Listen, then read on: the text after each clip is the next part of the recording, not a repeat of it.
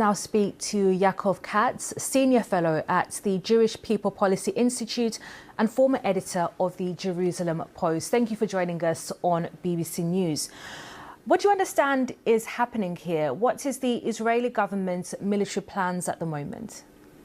Well, Catherine, Israel is definitely very frustrated by the fact that a deal has not been possible, and it still is failing to get back those 59 hostages, about 24 of whom are believed to still be alive and being held in Gaza. And as a result, without any success in getting Hamas to come to the table and to sincerely negotiate a deal that would see the release of those hostages, Israel is potentially leading now to an escalation of the war. What we've seen until now in the last few weeks has been mostly operations in the southern part of Gaza and the Rafah area, but the call-up orders to tens of thousands of reservists who would replace standing units, and they would move from the north and other parts of the country back down to Gaza, would allow for a great expansion. And I think this is all meant to pressure and push Hamas to hopefully make a deal. But we've already seen, as you mentioned there, the fighting intensify in the Gaza Strip. We've already seen a blockade on all aid entering the territory for 2 months now.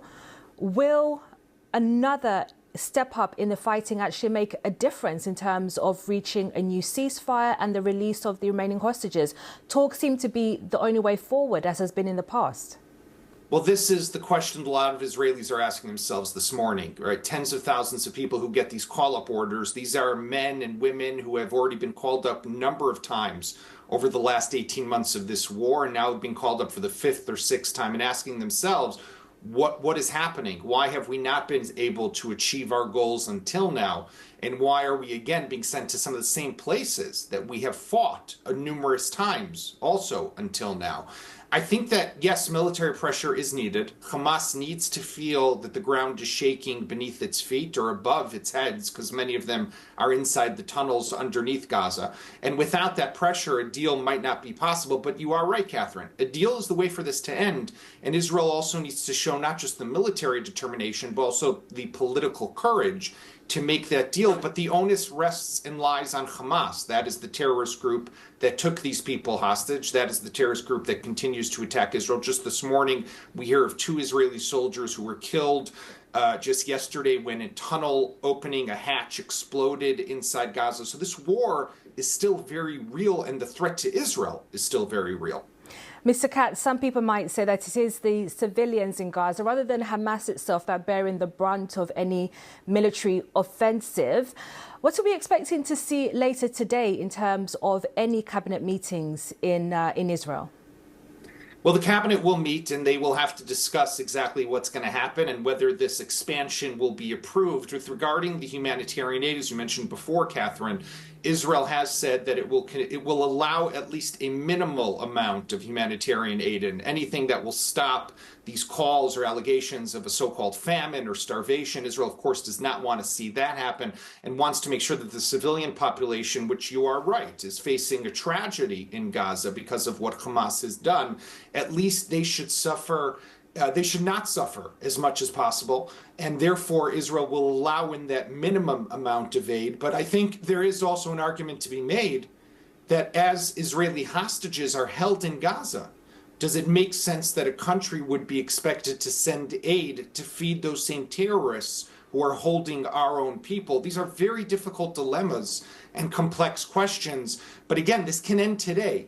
If Hamas were to release those hostages and say we are no longer bent on Israel's destruction and we're no longer trying to attack Israel.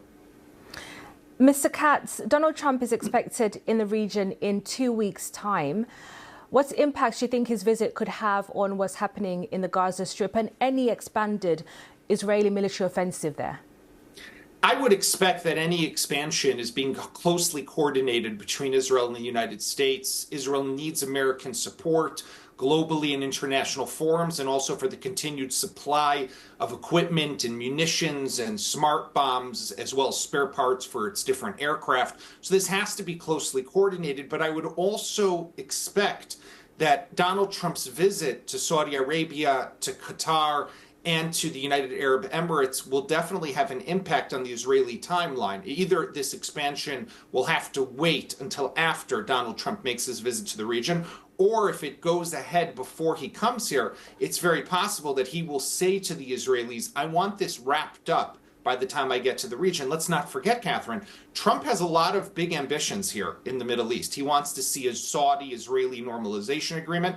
He wants to potentially sell about up to $1 trillion in weaponry to the Saudis, as well as make hundreds of billions of dollars worth of economic deals between American companies and Saudi companies. So there's a lot at stake for the president in terms of his legacy here in the Middle East, and he wants to see the Gaza war wrapped up. So there's a lot at play here, and definitely the president's visit is going to be one of the main considerations for Israel and the way it times and plays out what its next moves are going to be. Yaakov Katz from the Jewish People Policy Institute, thank you for joining us on BBC News.